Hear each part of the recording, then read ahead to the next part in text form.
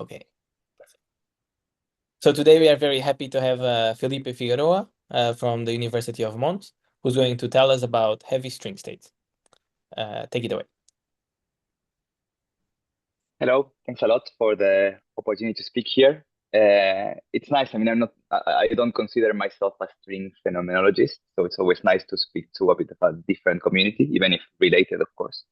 So today I'm going to speak about this work on heavy string states that I've done in collaboration with Bruno Bucciotti and Guilherme Pimentel.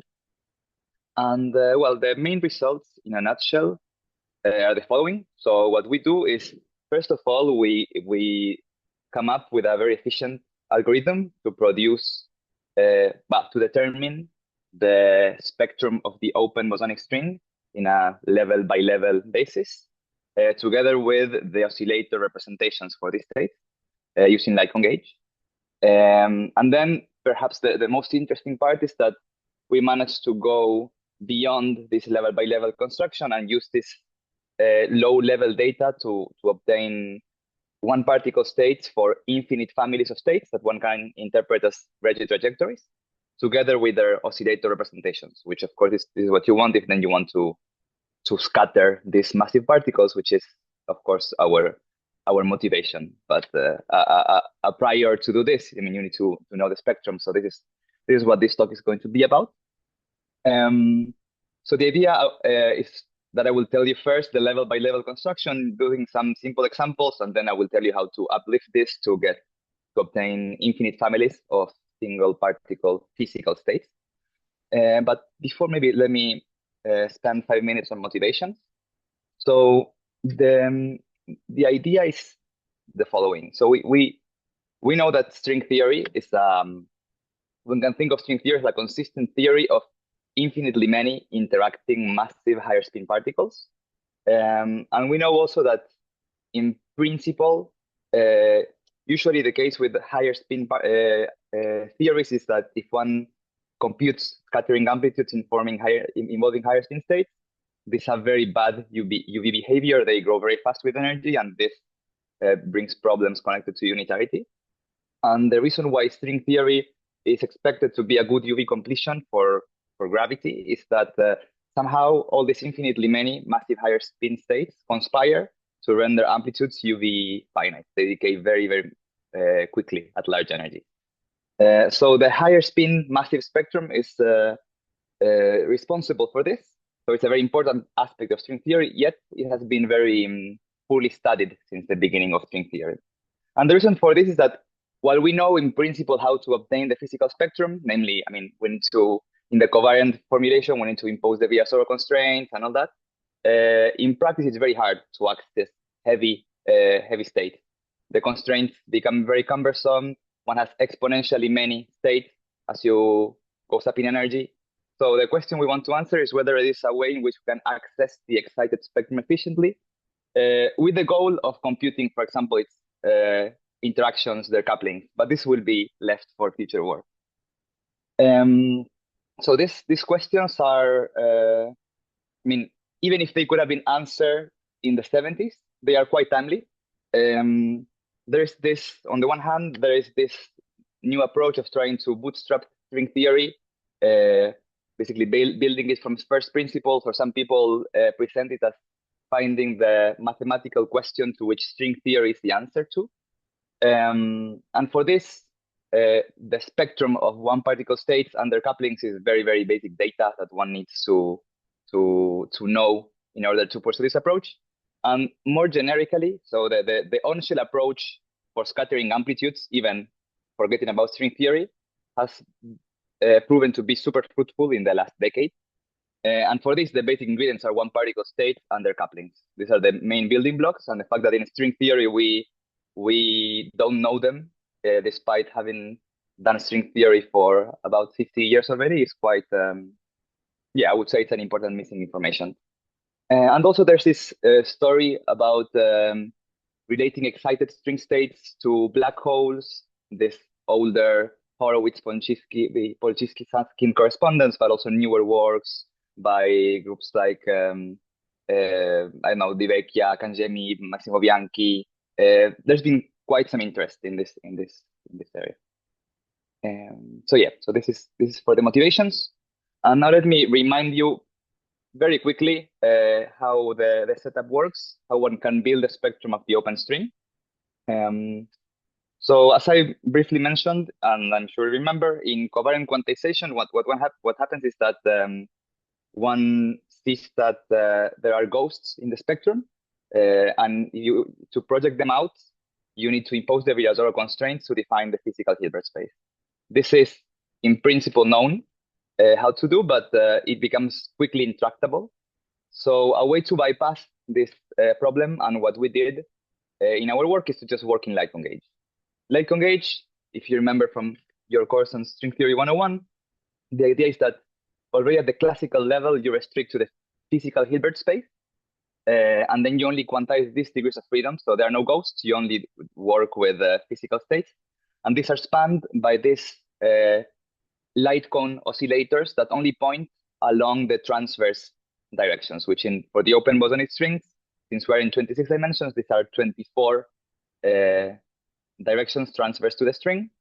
And any state created by acting with these oscillators on the vacuum is going to be physical. But the problem is that it's not, in principle, going to be a one-particle state. And the reason for this is that these states transform naturally as representations of SO24. Yet we know that particles are, since the times of Wigner, we know that particles are irreducible representations of the little group of the corresponding isometry group of spacetime. In this case, it's SO25 for massive particles. So there's no free lunch. We can bypass the Virasoro constraints, but if we want single particle states, we need to understand how to group these states that transform as SO24 representations into SO25 irreps. And in principle, one particle state is going to be made up of many SO24 structures like the one that I'm underlining. So just to remind you, an easy example, the easiest one at level 2. At level 2, we can consider these two oscillator structures. We can have either two alpha minus ones or one alpha minus two. But these different SO24 states can be packed into only one single particle state, which is a massive spin 2 state living at level 2. And it's quite easy to see that what happens is that if we take the traceless combinations of these two guys, it becomes the spin 2 particle when all the polarizations are pointing along the transverse directions. The alpha minus 2 guy corresponds to having one polarization pointing along a transverse direction and the other pointing along the 25th direction, so the one that we use to define the light cone coordinates. And then the scalar combination of these two alpha ones corresponds to having both polarizations pointing along the 25th coordinate. So if you want to do this systematically, what we're doing is to reverse engineering the branching rules from SO25 to SO24. Here it's very easy to do. You can just guess the answer. But if you go to higher levels where there are many oscillators, it's less clear how to do this systematically. And this is what we're going to do in a moment. So the idea is very simple. It's just that single particle states might be made up of many oscillator structures, as was in this case. But their defining feature is that under Lorentz transformations, all these structures must only rotate among themselves. They correspond to different polarizations of the same particle. So basically, single particle states are multiplets under the action of the Lorentz group when seen as these combinations of SO24 states. And in particular, one can see most easily in the center of mass frame, but it is true, it happens to be true always, that the only non-trivial generator is the one having is this one, J minus I. Basically because since these states are already SO24 reps, if I rotate them with Jij, they will just land into itself. It's not going to mix with the other components of the same particle. But this one, the one that points along the minus direction, it will indeed rotate the different polarizations into each other.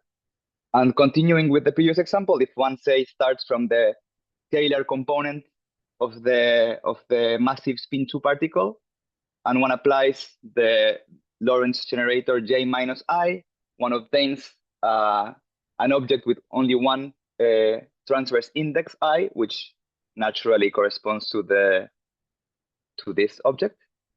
And then one can act again and recover the alpha minus one part.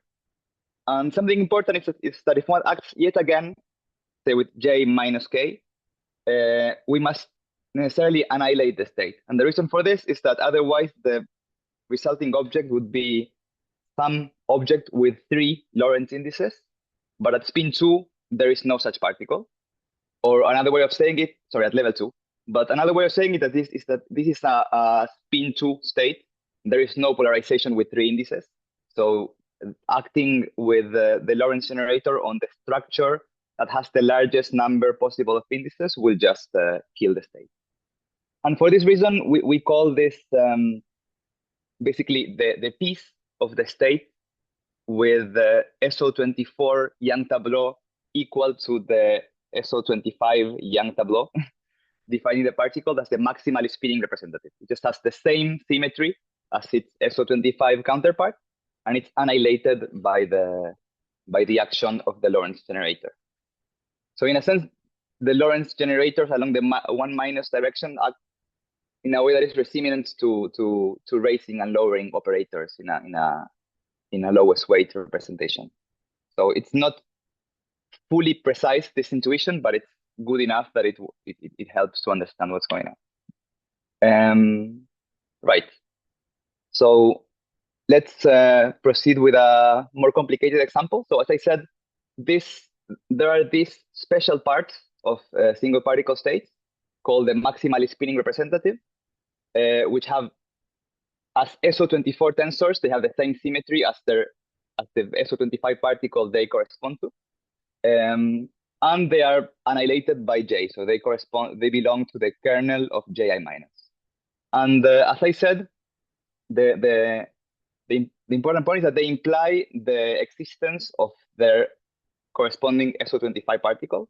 For what I said, if you find some combination of SO24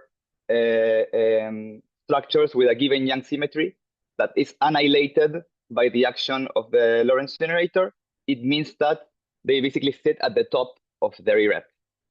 And therefore, this polarization cannot be just a piece of a larger SO25 irrep. It's really it really corresponds to the analogous SO25 irreducible representation. And let's see how this works in a more involved example. So let's look at the spectrum at level 4. From the SO24 point of view, one can see that these are all the all the oscillators we can have. And we can decompose them into different SO24 representations. Here, for only alpha minus ones, we can only have fully symmetrics and take some traces. When we have different types of oscillators, we can also have some anti-symmetric combinations and so on. And one can ask the question, okay, how do these different structures pack into SO25 representations? And in particular, for example, what we wonder, okay, here I see that I have 3 different rank 2 symmetric tensors at level 4. Is there a rank 2 symmetric tensor at level 4 as a single particle state? Or all these rank 2 symmetric SO24 tensors just correspond to smaller pieces of a bigger particle? And the way to answer these questions is to look at if there exists a maximally spinning representative corresponding to this spin 2 guys. So what one does is one just builds the most general linear combination of states with the same symmetry. Here I'm taking all possible rank 2 symmetric SO24 combinations. There are 3 of them. And you just demand that this linear combination is annihilated by the action of the... If you find the solution, it means that this solution corresponds to the maximally spinning representative of the particle, and therefore there is a rank 2 symmetric state in the spectrum of the bosonic open string. In this specific case, the answer is yes. And what you find is that, you find this specific set of coefficients. And if you wanted to find which other states give the remaining polarizations, so this would give the polarizations in which both indices point along the transverse directions. If you want the other two, you can just rotate this object with also with rotations and just reconstruct the rest of the state. So this is going to be the basic idea to construct the spectrum level by level. So yeah, so the general method is just this. So what we do is at a given level, we list all possible SO24 oscillators and pack them into SO24 irreps. And it might be that many of them, I mean, we might have many copies of the same SO24 irrep as we saw before.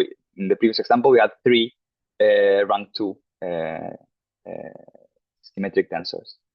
And then at step 2, for each kind of SO24 irrep, we try to find maximally spinning representative by demanding that the most general linear combination is annihilated by J. And if we do, these are in one-to-one correspondence with one particle state. So this allows you to find all the one particle states at this given level, and it gives you oscillator representations for its maximally spinning representative. And if you want to build the rest of the state, you just rotate the maximally spinning representative and you get the rest of the polarization. And yeah, so that's the idea for the level by level construction. And this is very easy to code in a computer, and you can just set up a mathematical code, crank the wheel, and climb very high in the spectrum. In principle, we went up to level order 20 and get all the single particle states and their oscillator representations that then you can use to compute amplitudes, understand their couplings, things like that. And something that is important is that I said I restricted for this discussion to the center of mass frame, but it can be shown. I won't do it now, but you can check out the paper if you're interested, or I can comment on it later. That this is Lorentz invariant. I mean, you can boost this construction, and the oscillator structures you get are the same, as it should be the case, of course. And one final comment that is going to be useful in a moment is that it is useful to think of this maximally spinning rep as kernels of the action of the Lorentz generator, as I said, but it's useful to write it as a matrix form, in matrix form. For example, in the previous example, we had that the possible symmetric rank 2 SO24 objects at level 2, at level 4 were these 3, and it can be checked that under the action of the Lorentz generators, all these 3 structures, they are mapped to these 2 structures.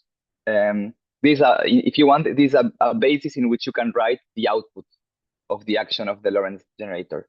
So in this basis, you can think of J as a map between this set of states and this set of states and write it as a matrix. And if you just compute the kernel of the matrix, it will give you the coefficients that you need to put in front of the structures in the domain so that you get a single particle state. If you do this exercise for this specific case, you get the coefficients 7, -4, and 1, which were the same ones that I showed here. And the reason for, I mean, this might seem like just a necessary abstraction of the problem, but it will be useful in a moment when we go to building full Regge trajectories of state. Yeah, so let's get to that now.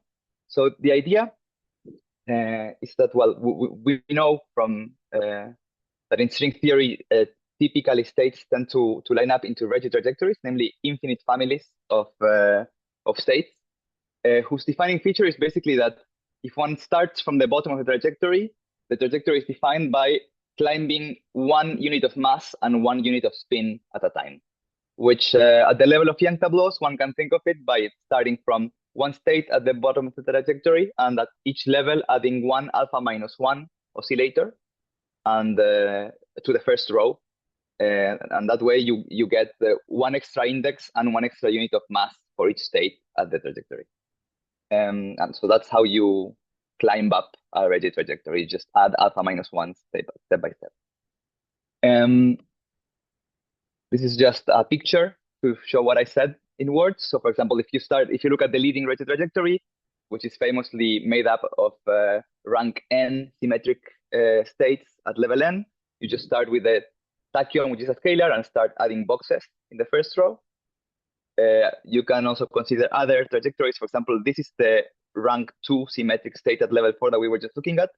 One can build this trajectory by adding alpha minus 1 and getting a rank 3, rank 4 states, and so on. And you can have trajectories with mixed symmetry states as a seed, for example, this one or that one. And an important notion is the notion of depth of a state, which is basically the difference between its mass level and the number of boxes in its first row, which in this plot, it corresponds to the different lines. So basically, each given Regge trajectory will have a constant depth, and all states along the trajectory will have the same depth. Leading trajectory is depth 0. This one here is depth 2. There is no trajectory at depth 1, and so on. Okay, so maybe to get to the point, possibly the most interesting result that I will tell you today is that we managed to devise a way of obtaining oscillator representations, not only for states level at each given level, but starting from one given state, we can obtain the oscillator representations for the full Regge trajectory that spans from it. And for example, if we take the spin 2 state at level 4 that I was taking as an example before as a seed, one can see that the full trajectory that comes from it is given by this oscillator combinations. This gives you all the one particle state corresponding to this trajectory at each given level. And then one can use this to have access to very, very high, to very, very heavy states in the spectrum, compute their scattering, study their couplings. And the way in which it works is the following. No, but before, let me just Sorry, Felipe, you have 4 minutes left. Fine. So before that, maybe it's not so important how it works, but what more important is what we can do. So what we did is just we managed to get all oscillator representations for all states in all trajectories up to level 4. And here you can see the type of states that are basically the seeds of each trajectory. And interesting things start to happen. These numbers that you see here are the important one is one on the right, which corresponds to the multiplicity of the trajectory. So it tells you how many particles at that given state with the same Young tableau there are. And for example, here already at depth 4, we see that many of them have a multiplicity higher than 1. So you start seeing degeneracy in the spectrum, which is quite interesting. Maybe it points to charges that we don't know that control the symmetries. Maybe, I don't know, it's understanding where these generalities come from, which is an interesting open question. And then just to tell you very quickly how it works, it's just based on 2 facts that I will not prove, but I'm happy to discuss later. The idea is that, first of all, the number of SO24 structures that contribute to single particle states on a given trajectory is constant along the trajectory. So all states are made up of the same number of terms, let's say. And this means that the matrix associated to the Lorentz generator has a fixed dimension along the Regge trajectory. And moreover, the coefficients of this matrix, they depend only linearly on the level n. And this can be seen as just a counting argument of how you contract the oscillators using big contractions. And if you have a matrix of fixed dimension whose coefficients just depend on n, you can compute it at 2 consecutive levels, and you have it for any possible level. So that's the idea. It's very simple. And if you implement it for the state that we were looking at, the idea is that, okay, at level 4, you construct the matrix as I mentioned before. At level 5, you do the same construction, you get a different matrix, and you just interpolate. And you find that the matrix that describes the single particle states of the full trajectory is just this. You find the kernel as a function of n, and you obtain the coefficients that give you the single particle state for the full trajectory. And that's the idea.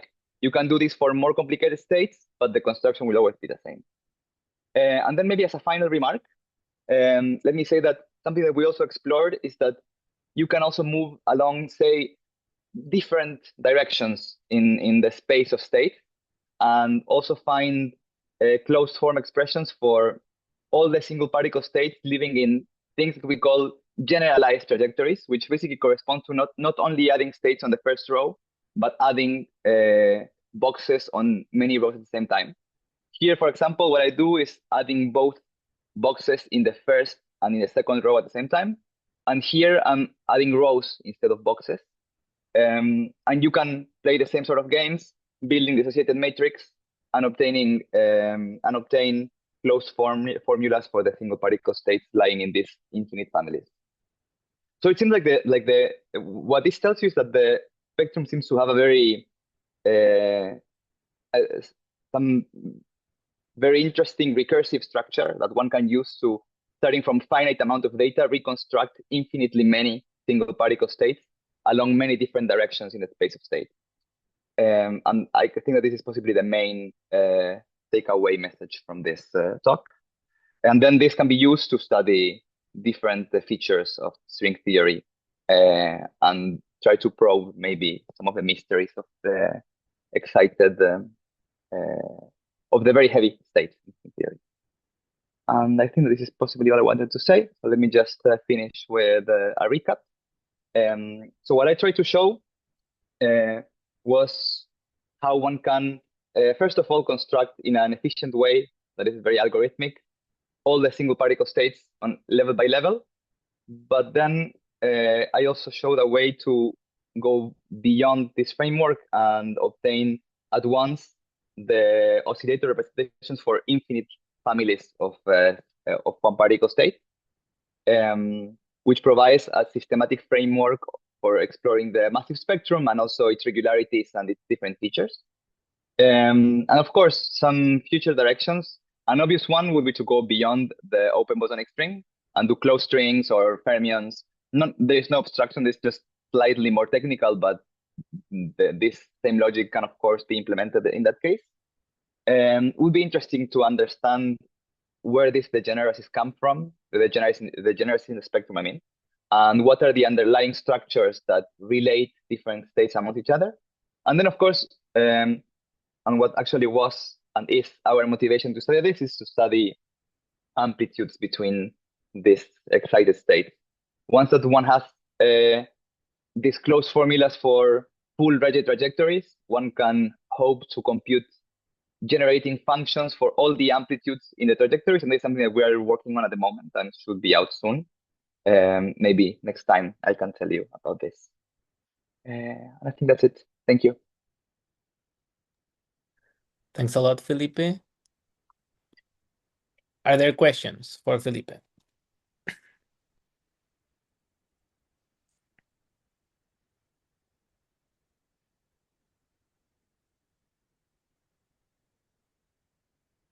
I'm not seeing any hands at the moment. Maybe I can ask you something in the meantime. Sure. Can you say a bit more about your final point regarding the amplitudes? In what sense, like how much can you use from this type of analysis in the amplitudes directly? Well, the idea is that let's look at an example. So if you have, say, this expression describes all the single particle states in the same trajectory. There's a way in which instead of writing this object at fixed n, one can write a generating function for all the states. It's basically just exponentiate these oscillators and you dress the object with some polynomials. And if you do this, you can recover this same expression at each given n by taking n derivatives of this generating function for all the states in its trajectory. This generating function looks a bit like a vertex operator. So then you can put it inside a correlator, and the object you compute is kind of like an amplitude. But what it does is that it actually gives you the scattering amplitude for each state on the trajectory when you take n derivatives of it. And you can play this type of games. You can put generating functions for various states at once, and then you would be computing amplitudes between various trajectories at the same time. And then by taking appropriate derivatives, you would zoom on specific amplitudes, but this object would contain all the information, let's say. I see, I see. And you were saying that adding fermions and let's say supersymmetry and try to go to the superstring is just a question of technical difficulty. It's not conceptually different. I mean, this is just very simple games with oscillators. You both adding the closed string sector or adding fermions, you would just have more sets of oscillators to play with, but the construction would work the same way. Mhm. Thank you. Are there other questions?